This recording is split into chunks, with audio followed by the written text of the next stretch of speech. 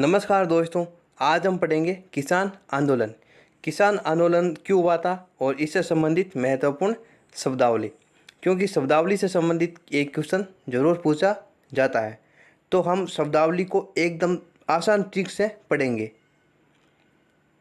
तो हम शुरू करते हैं। किसान आंदोलन। राजस्थान में अंग्रेजी सत्ता की स्थापना से पूर्व परंपरागत भू राजस्व व्यवस्था में दो प्रकार की भूमि थी। क्या लाइन है? राजस्थान में अंग्रेजी सत्ता की स्थापना से पूर्व है। राजस्थान में अंग्रेजी सत्ता की स्थापना से पूर्व परंपरागत भू राजस्व व्यवस्था की दो प्रकार की भूमि थी। जब भारत के अंदर अंग्रेज नहीं आए थे, उससे पहले दो प्रकार की भूमि थी। पहली भूमि थी खालसा। खालसा मतलब जो सीधे शासक के नियंत्रण में थी। खालसा भूमि थी, वो सीधे शासक के नियंत्रण में थी। और दूसरी थी जागीर। जागीर थी जो सामंत और जागीरदारों के नियंत्रण में थी। तो जागीर जो भूमि सामंतों और जागीरदारों के नियंत्रण में थी। खालसा और जागीर वह भूमि जो शासक के सीधे नियंत्रण में और वह भूमि जो सामंतों जागीरदारों के नियंत्रण में। राजस्थान में ब्रिटिश सरकार के आधिपत्य की स्थापना से पूर्व सामंतों का किसानों के प्रति सहयोगी व उदार दृष्टिकोण रहा। कि यह लाइन है कि किसान और जो शासक थे उनके बीच में अच्छी बनती थी। अंग्रेजों के नियंत्रण के पश्चात किसानों पर नई लागतें थोप दी गई। जब अंग्रेजों के अधिकार में आया तो उन्होंने नए नए कर लगा दिए, ज़बरदस्ती बेगार ली जाने लगी। और जो छोटे छोटे कुटीर उद्योग थे उनको भी बंद कर दिया गया। अंग्रेजों की नीतियों के कारण लोगों के कुटीर उद्योग बर्बाद हो गए। कुटीर उद्योग बर्बाद हो गए तथा भूमि पर आमित जनसंख्या का प्रतिशत बढ़ने लगा। इस प्रकार किसानों में असंतोष बढ़ता गया, जिसका परिणाम किसान आंदोलन के रूप में उभर कर आया। तो किसान आंदोलन क्यों हुआ था?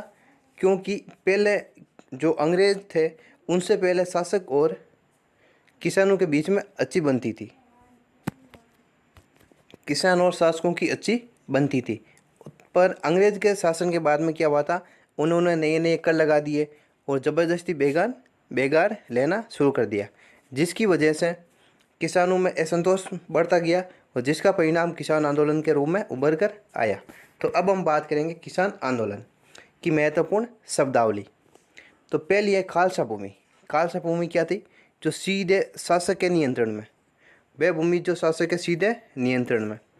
उसके बाद में जागीर भूमि, जो भूमि सामंत जागीरदार के नियंत्रण में। उसके बाद में बोम भूमि मतलब जागीरी भूमि जिस पर लगान नहीं लगता था। शासन भूमि मतलब पुण्य के उद्देश्य से प्रदान भूमि। शासन भूमि। इनाम में क्या दिया जाता है? वेतन, रुपये, जो वेतन के रूप में प्रदान भूमि या लगान मुक्त। खालसा भूमि जो भूमि शासक के सीधे नियंत्रण में। जागीर भूमि जो भूमि सामंत जागीरदार के नियंत्रण में। बोम भूमि जिस पर लगान नहीं लगता था। शासन भूमि पुण्य के उद्देश्य से प्रदान भूमि। इनाम भूमि वेतन के रूप में प्रदान भूमि।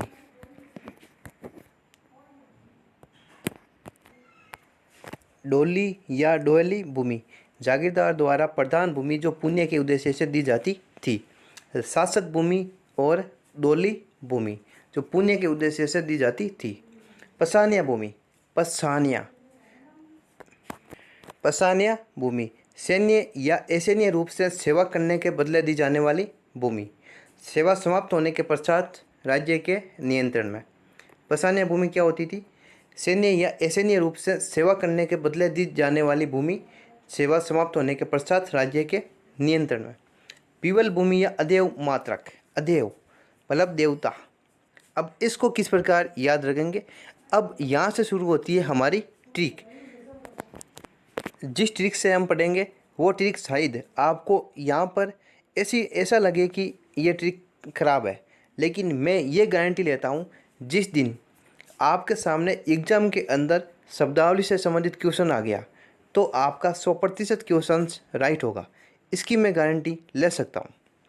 पर आपको ये ट्रिक यहाँ पर गलत लगेगी, पर एग्ज़ाम के अंदर आपका क्वेश्चन राइट होगा, क्योंकि वहाँ पर आपको ये याद आ जाएगा कि किसी वीडियो के अंदर हमने ये चीज़ देखी थी। तो पीवल भूमि या अदेव मात्रक, क्या नाम है? अदेव। अदेव, यहाँ पर मैं लेता हूँ देव को, मतलब देवता।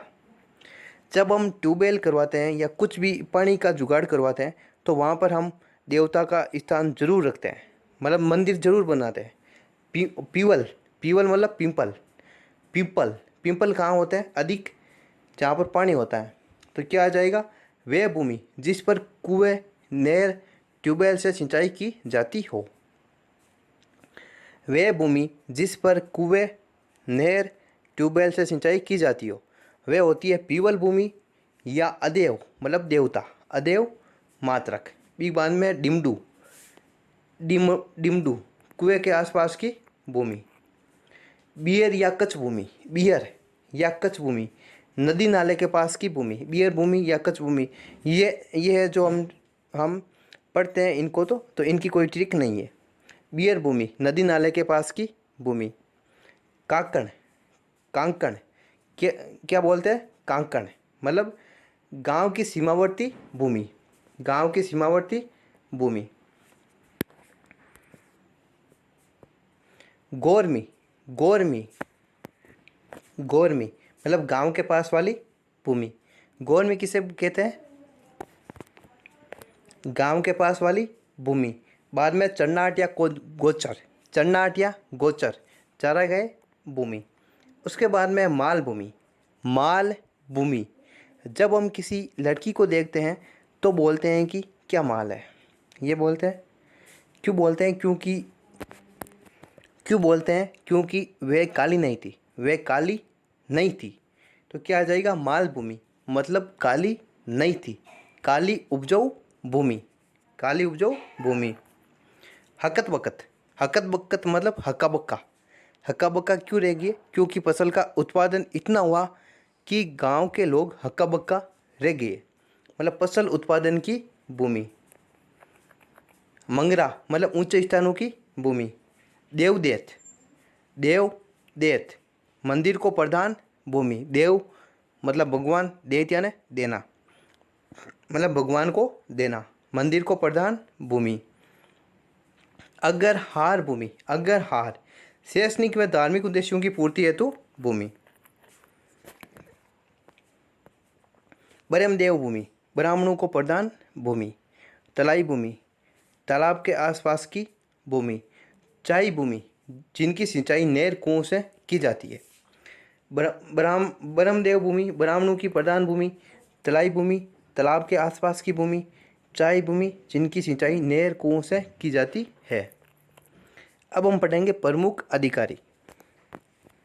प्रमुख अधिकारी सहान है, आमिल, शान है लगान निर्धारित करने वाला अधिकारी। शान किसे बोलते हैं? लगान निर्धारित करने वाला अधिकारी। और आमिल परगने का राजस्व अधिकारी। शान है लगान निर्धारित करने वाला अधिकारी, आमिल परगने का राजस्व अधिकारी। अब हम बात करेंगे प्रमुख बंटाई विधि। बंटाई विधि है वो 3 प्रकार की होती है। रस बंटाई, खेत बंटाई, रस बंटाई, खेत बंटाई और एक तीसरी होती है लक बंटाई। कौन कौन सी? खेत बंटाई, लक बंटाई और रस बंटाई।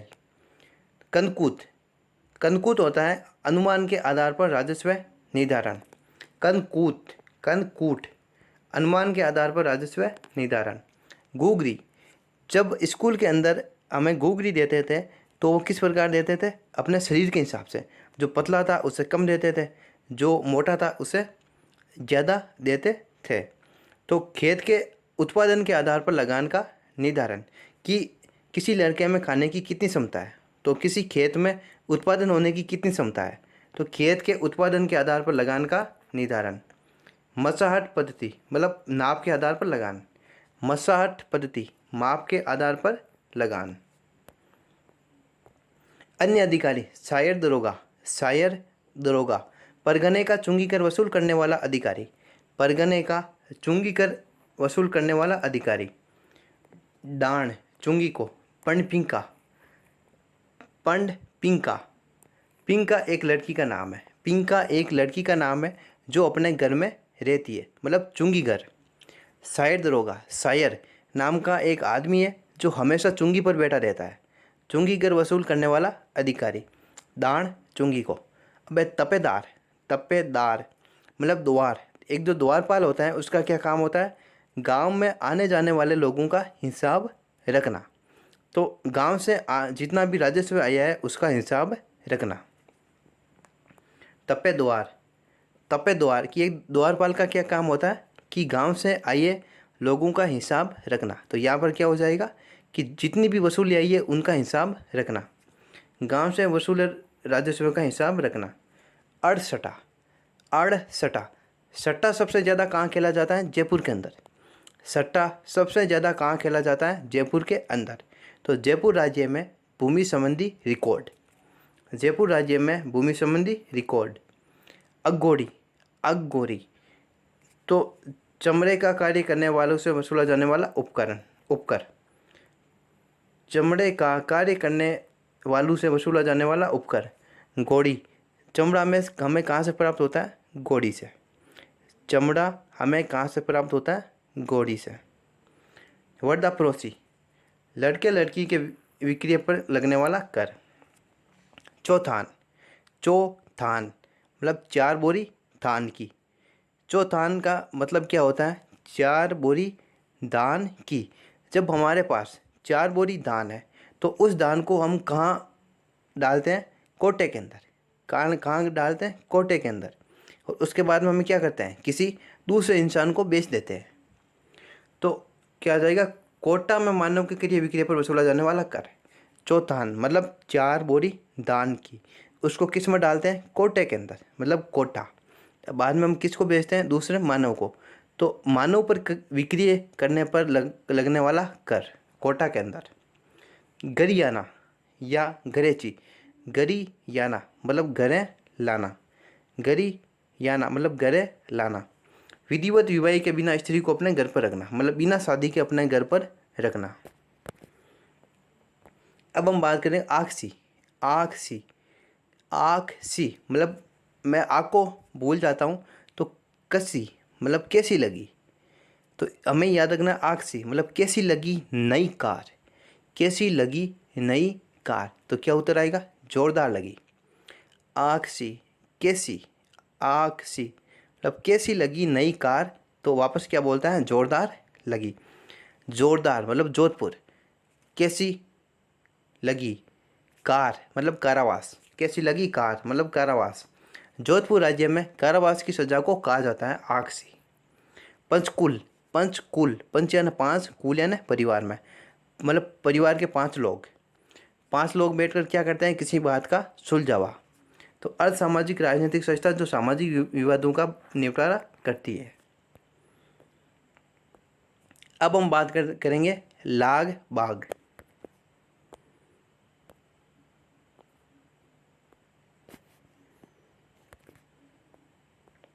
अब हम बात करेंगे लाग बाग। तो लाग बाग क्या होता है? लाग बाग तो लांग बाग है ये। लांग बाग क्या होता है कि जो राजस्व कर है उसके अलावा भी कर लेना। राजस्व कर के अलावा भी कर लेना। ये कर 2 प्रकार का होता है, निर्धारित कर, अनिर्धारित कर। निर्धारित कर वह कर होता है जिस पर निर्धारित की जाती है राशि, और अनिर्धारित कर होता है जिस पर कितनी भी राशि ले सकते हैं। तो इसमें सिंगोटी, सिंगोटी मतलब नाम पढ़ना सिंगोटी। सींग, सींग किसके होते हैं? मवेशियों के। तो मवेशी के क्रय विक्रय पर ली जाने वाली लांग, मवेशी। उसके बाद में जाजम, जाजम, जाजम, जाजम मतलब भूमि पर। जाजम कर किस पर लगता है? भूमि पर। भूमि के विक्रय के समय ली जाने वाली लांग। चौरी लांग, चौरी लांग होता है विवाह पर, विवाह के अवसर पर ली जाने वाली लांग। न्योता लांग, तो न्योता कौन देता है या न्योता किस पर दिया जाता है? जब किसी लड़के या लड़की का विवाह होता है, जब गांव का बड़ा आदमी मतलब जागीरदार, जागीरदार होता है तो वो सभी पूरे गांव को न्योता देता है। तो मतलब लड़के लड़की के विवाह पर वसूली जाने वाली लांग। कुंवर जी का घोड़ा लांग, घोड़ा लांग तो घोड़ा खरीदने के लिए ली जाने वाली लांग। खिचड़ी लांग, खिचड़ी किसे दी जाती है? सेना के सैनिकों, सेना के सैनिकों मतलब सेना के भोजन के लिए वसूला जाने वाली लांग। अंग लांग, अंग लांग मतलब शरीर पर लिया जाने वाला लांग। 5 वर्ष से ऊपर आयु पर वसूला जाने वाला लांग। बकरा लांग, बकरे के लिए ली जाने वाली लांग। मलवा, मलवा मतलब कचरा, मलवा मतलब कचरा मतलब कचरे को बाहर निकालना। मलवा मतलब कचरा, कचरे को खेत से बाहर निकालना। मतलब फसल की सुरक्षा के लिए ली जाने वाली लांग, फसल की सुरक्षा के लिए ली जाने वाली लांग। दस्तूर, दस्तूर कौन करता है? जो बड़ा अधिकारी। दस्तूर, दस्तूर कौन करेगा? जिसके पास ज़्यादा रुपये होगा।